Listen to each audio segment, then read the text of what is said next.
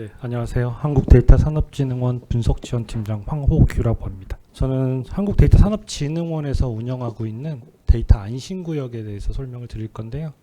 저한테 배정된 시간이 10분 정도입니다. 그래서 조금 많은 내용들보다는 경진대회에 참여하시는 분들이 좀 필요한 정보 위주로 좀 간략하게 설명드리도록 하겠습니다.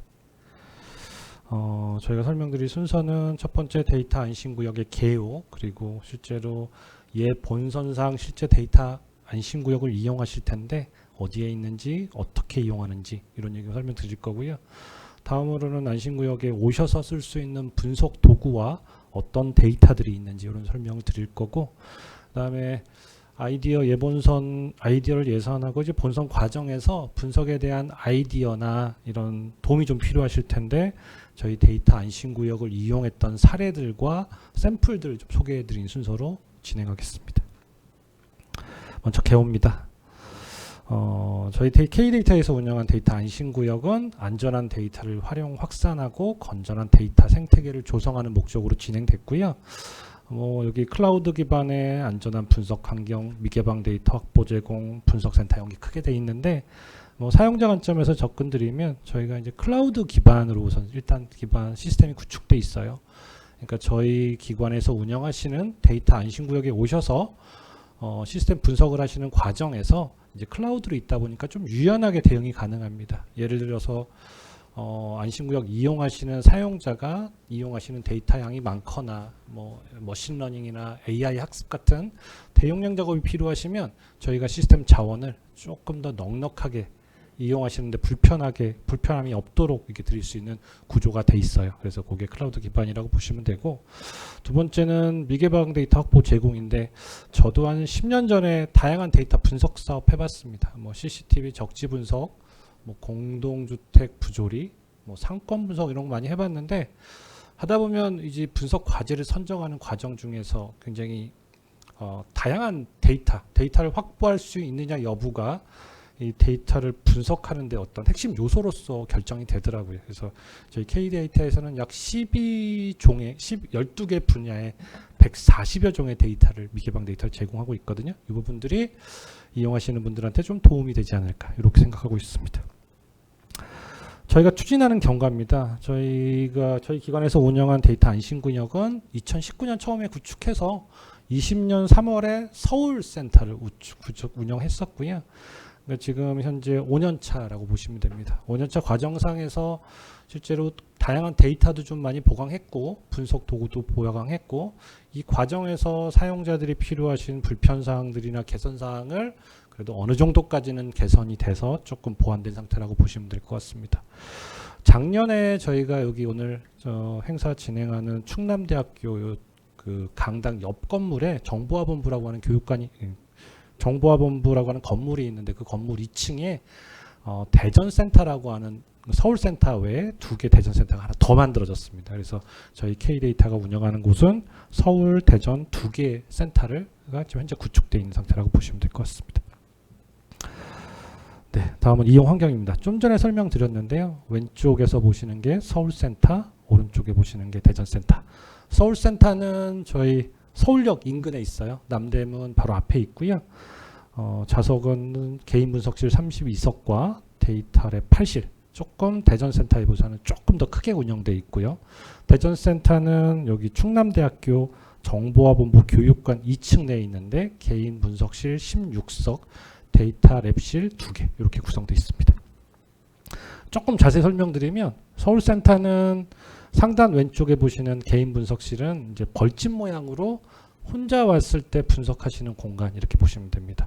하단에 보시면 폐쇄형 데이터랩, 그 다음에 개방형 데이터랩에서 3실, 5실 이렇게 되어 있는 부분은 저희가 19년에 개인 분석실만 운영해 봤는데 실제로 이용하시는 분들이 실제로 쓰실 때는 혼자 오시는 경우보다는 2분, 3분 같이 오셔서 같이 토의하고 회의하고 이런 과정들이 좀 많아서 밑에 랩실을 좀 보강했어요. 그래서 실제로 이번에 경진대회 참여하실 때도 팀 단위로 신청을 하시면 저희가 이 하단에 있는 개인 랩실, 그러니까 프로젝트 룸을 드릴 거고요. 그 공간에서 분석을 하실 수 있다고 보시면 될 것 같습니다.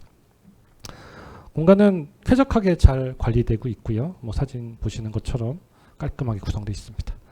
대전센터입니다. 대전센터는 서울센터에 비해서는 규모는 좀 작습니다. 보시면 개인 분석실 16석과 하단에 그 다음에 랩실 2개실이 구성되어 있고요. 뭐 서울센터, 대전센터 모두 이제 좀 깔끔하게 되어 있다고 보시면 될 것 같습니다. 그러면 저희 K데이터에서 운영하는 데이터 안심구역 이용 절차 말씀드리겠습니다. 스텝 1 보시면 될 것 같고요.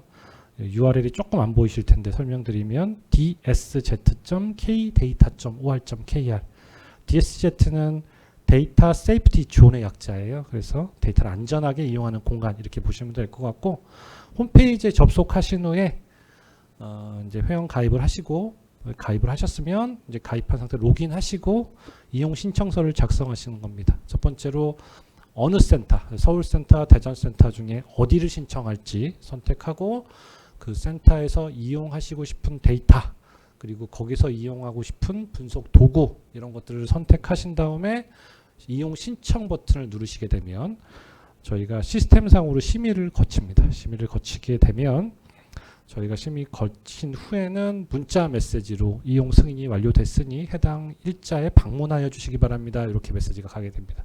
실제로는 방문하셔서 데이터를 분석하시고 혹시 분석한 결과를 외부로 반출이 필요하신 경우는 외부 데이터 반출 신청을 하시면 이용이 반출 신청하시고 이제 퇴실하시게 되고요. 나중에 심의가 끝나면 이용 신청과 동일하게 반출 승인이 완료됐습니다라고 이제 메시지나 문자 메시지나 이메일을 받으시게 됩니다. 그러면 홈페이지에 로그인하시면 마이 페이지에서 다운로드도 받을 수 있는 구조로 되어 있습니다. 안심구역은 당연히 모든 절차가 무료로 이용할 수 있고 제가 조금 설명 안 드린 부분은 혹시 K데이터에서 운영하는 제공하고 있는 데이터가 내가 분석을 하는데 필요한 데이터보다 좀 모자라다. 그러면 뭐 공공 데이터에서 확보하신 데이터거나 아니면 내가 구매해서 확보한 데이터는 이용 신청하는 과정상에서 반입해서 안심구역에서 제공하는 데이터와 내가 이제 갖고 들어온 데이터를 섞어서 분석할 수 있도록 이렇게 구성되어 있습니다. 이 과정에서 반입된 데이터와 이제 개인 제공한 데이터는 개인별 저희가 샌드박스 형식으로 이제 격리된 공간으로 눈에 보이진 않지만 구성이 돼서 그 데이터가 뭐 다른 사람한테 공유되거나 뭐 침해될 가능성은 없도록 이렇게 구성되어 있다고 보시면 됩니다.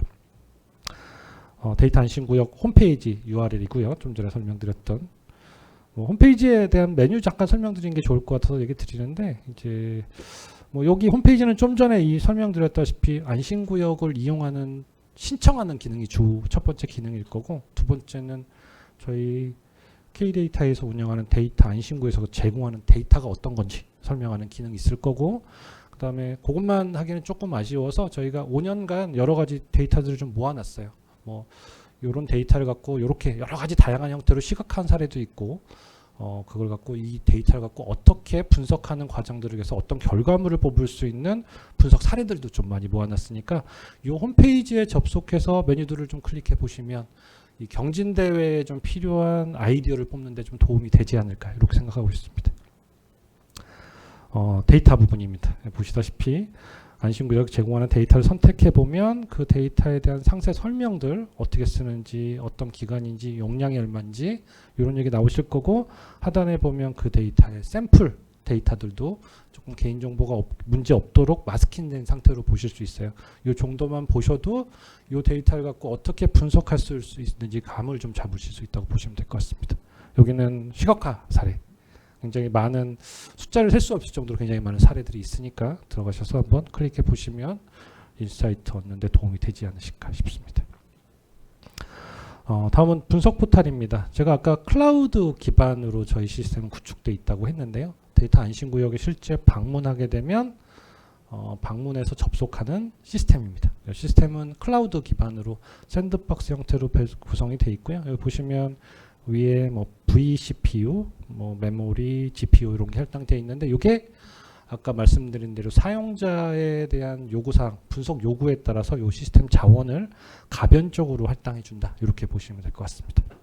실제로 이용하는 환경들이고 기본적으로 시스템은 저희가 클라우드 기반의 분석하는 환경 아키텍처로 구성이 되어 있는데 저희가 뭐 조금 운영하는 과정에서 운영해 보니까 이제 클라우드 기반의 분석하는 거 말고 뭐 PC에서 분석하는 도구들 요구도 많이 하세요. 예를 들면 나는 통계학과 쪽 전공인데 통계 패키지, 뭐 SPS, SAS, 스타타 뭐 이런 거 써볼 수 없어 이런 요구하시는 분들도 있어서 그런 거 요구하시는 분들은 또 PC 기반에서만 돌 수 있어요 그 툴이. 그래서 뭐 그런 PC 기반에 분석하는 툴들도 같이 제공하고 있습니다. 조금 이따 다시 설명드리겠습니다. 바로 나오네요. 저희가 지금 왼쪽에 보시면 상단 위에 RStudi오하고 주피터 같은 경우는 서버 기반에서 분석할 수 있는 툴이고 태블로, SAS, SPS, 스타타, QGIS, 래피드마이너 이런 툴들이 안심구역 PC에서 분석할 수 있는 툴입니다.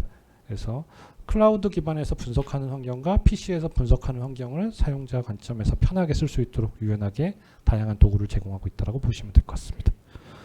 제공하는 데이터입니다. 저희가 12개 분야에 140여 종의 데이터가 있는데 이 데이터는 지금도 계속 바뀌고 있어요. 저희 담당자들이 지속적으로 뭐 데이터 갱신이 필요하면 갱신도 하고 운영하고 있어서 요거는 현재 데이터를 보시고 싶으면 아까 말씀드린 dsz.kdata.or.kr 홈페이지에 접속해 보시면 상세 데이터를 보실 수 있습니다.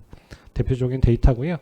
뭐 특이점으로 좀 얘기 드리면 저도 이제 빅데이터 분석 사업하면 보통 3종 세트라고 많이 합니다. 분석할 때 많이 쓰시는 게 유동인구, 그다음에 카드 매출, 블록 정보 뭐 이런 거 많이 쓰는데 저희 기관에서도 조금 사용자들이 많이 쓰시는 데이터는 월 단위로 데이터를 계속 현행화 시켜주고 있어요. 예를 들면 아까 유동이라고 써있는 통신이라고 써있는 유동인구 같은 데이터 같은 경우는 월 단위로 저희가 데이터를 매달 현행하고 있어요. 카드 매출 같은 경우도 현행화 시키고 있으니까 홈페이지에서 확인하시면 될 것 같습니다. 다음은 주요 활용 사례입니다. 뭐 굉장히 많은 사례들이 있지만 저희가 이제 같이 협력했던 대표 사례랑 뭐 분석했던 사례 간단하게 설명드리고 마무리하겠습니다. 뭐 지금은 조금 이제 코로나가 확산이 주춤해 있지만 저희가 19년 코로나 확산과 함께 굉장히 핫했었거든요. 문제가 이게 사회적인 현안 이슈로 발생했었고 이 문제 해결하기 위해서 뭐 KT, 카이스트, 키스티, 서울대, 한양대, 뭐 건국대 등이 같이 협력해서 이 데이터 기반으로 코로나 확산을 좀 막아보자 이런 연구들이 좀 진행된 것들이 있었어요. 이 결과는 언론 보도도 많이 나오고 그다음에 논문에도 많이 게재돼서 여기 뭐 향후에는 질병관리청의 요 연구한 분석 자료가 제공돼서 코로나 확산 예측 방지에도 좀 활용했던 사례입니다. 두 번째는 뭐 감염병 예방 연구 관련인데요. 병무청에서는 군인 장병들 신체 검사 데이터들을 갖고 있어요. 그 데이터를 안심구역에 좀 적재되어 있거든요. 이 데이터를 서울 삼성병원에서 분석을 해서 감염병 예방 비형 감염 유병률 분석에 좀 활용했었고 뭐 이후에는 분당 서울대병원, 뭐 대구 계명대 병원 등등에서 여러 가지 분석에 대한 병 질환 관련된 연구하는 것들도 많이 활용되고 있습니다. 세 번째는 인구정책 프로세스 모형입니다. 뭐 그저껜가 언론 보도에 보니까 우리나라 출산 지수가 0.7 이렇게 좀 나오더라고요. 뭐 전 세계적으로 굉장히 낮은 수치라고 얘기하고 있고요. 이런 부분도 데이터 기반으로 어떻게 좀 해결해 볼 수 없을까 싶어서 KCB 한국지방자치학회 건국대학교하고 협력해서 인구에 대한 문제를 어떻게 판단할 수 있을지 좀 판단하는 관점으로 롱런, 미들런, 뭐 숏런 관점으로 롱런은 좀 거시적인 관점에서 보는 거고 숏런은 특정 지역에 대한 타겟으로 좀 보는 관점입니다. 이런 식으로 분석을 해보고 그거를 인구 지수 모델화하는 작업까지 해서 분석한 사례도 있습니다. 다음은 이제 홈페이지에 있는 사례 중에 한 3가지 정도만 저희가 그냥 캡처해서 집어넣은 사례입니다. 이거는 저희 아까 말씀드린 안심구역 홈페이지 가시면 어떤 데이터를 썼는지 어떤 분석을 썼는지 그래서 어떤 결과를 얻었는지를 순서대로 좀 사용자들이 보실 수 있게 쉽게 안내되어 있으니까 홈페이지 보시면 되는데요. 첫 번째는 버스 노선 개선. 뭐 여기서 저희는 안심구역에 제공하고 있는 유동인구, 그 다음에 버스 승하차 정보, 그 다음에 공공데이터 개방에 포함되어 있던 뭐 주민등록 인구 정보, 기타 등등을 섞어서 이렇게 분석한 사례도 있고요. 그 다음에 택배 물량 예측.